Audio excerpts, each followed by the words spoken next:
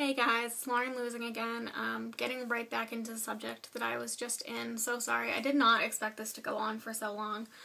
I only have maybe 10 things written down on my piece of paper. I just didn't I didn't foresee the super long explanations going into everything. So, being the biggest person in a group of friends, the times where I've noticed it most was during like bridal party situations. I have only been in 3 weddings. My best friend Laura, my sister, and then my sister-in-law. And I know weddings are stressful in general, and obviously especially for the bride, and but I want to feel, if I am ever in someone's wedding again, I want to feel good about myself standing up there and not try to, figure out a way to be covering my arms and like with the flowers in a picture. I was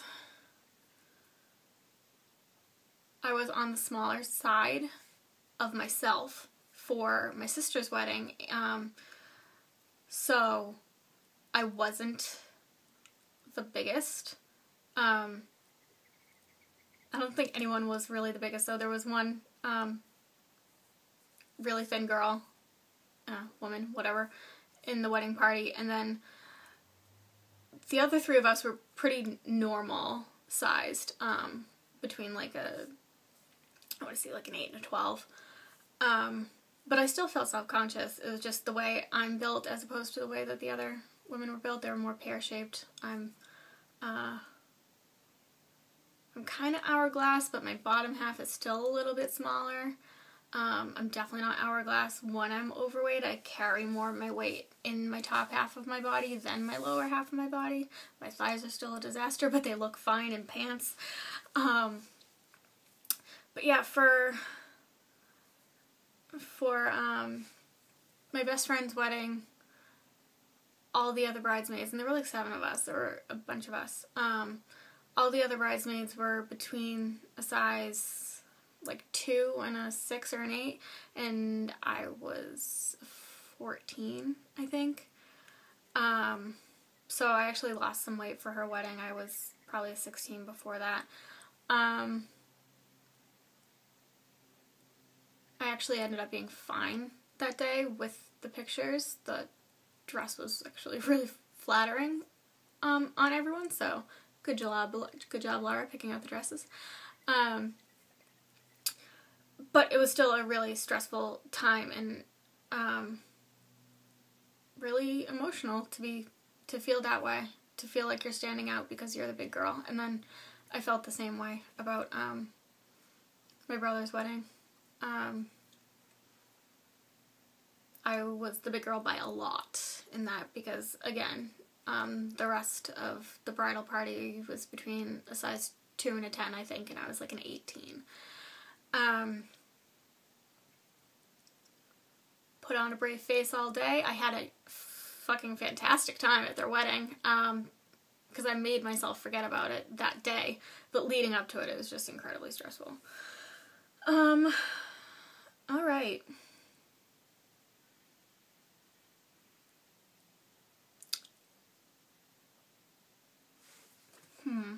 What should I go into next? I think I'm gonna do my last kind of sensitive subject, and then I'll do my other ones. Sensitive subject. I'm sorry about the light in this video too. When I started filming, it was kind of still daylight out, and now the sun is almost gone, so you have backlighting. Like I said, when I'm heavy, I carry most of my weight in my upper half, and I definitely have a big belly. I have learned to conceal it, and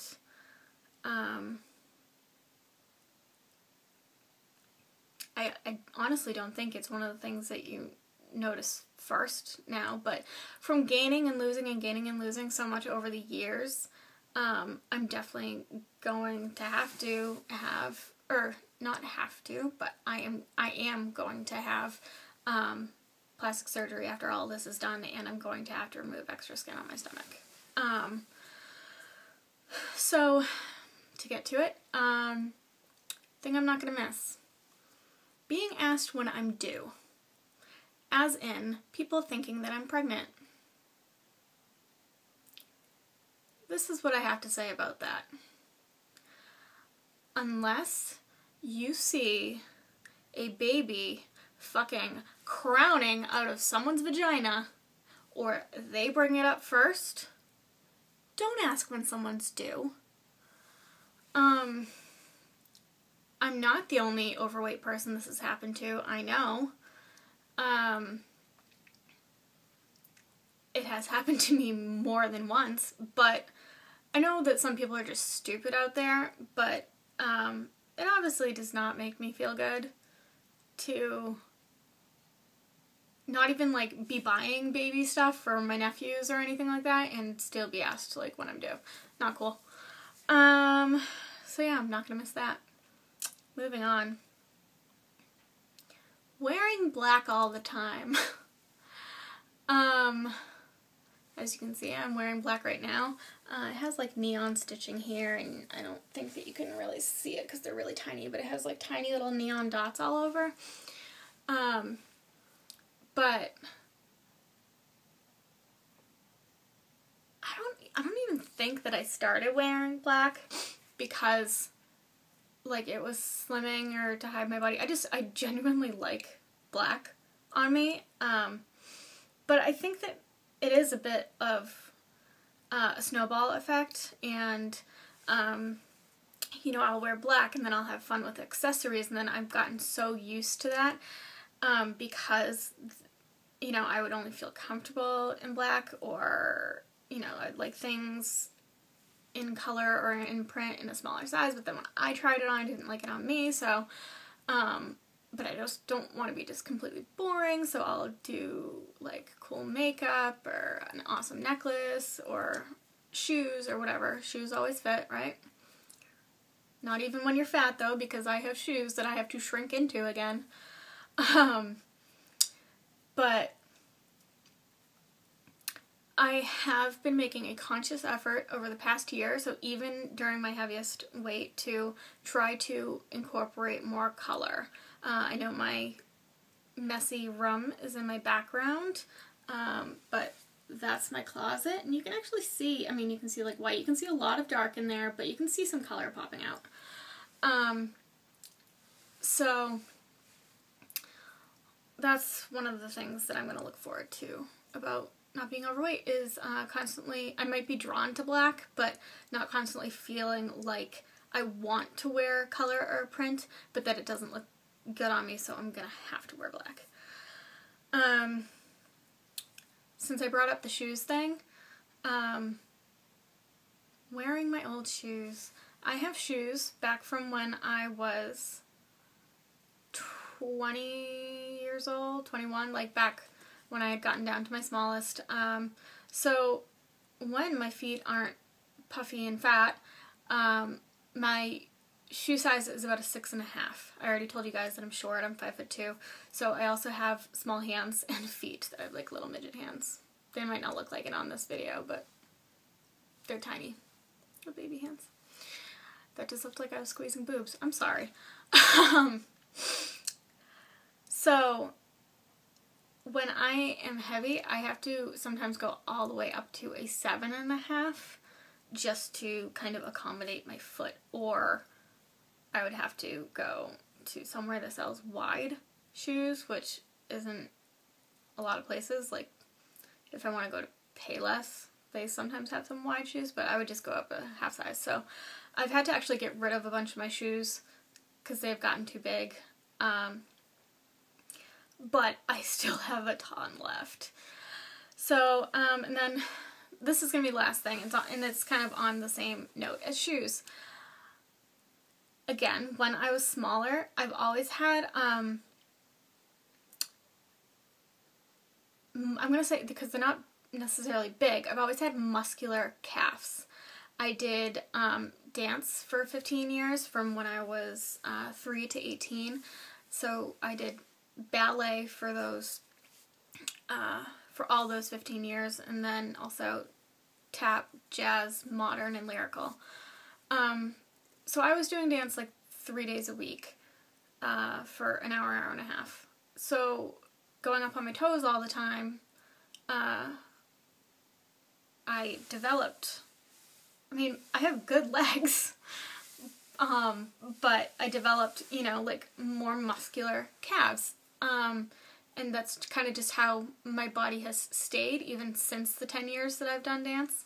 I still kind of tend to go up on my toes a lot, and I do it unconsciously.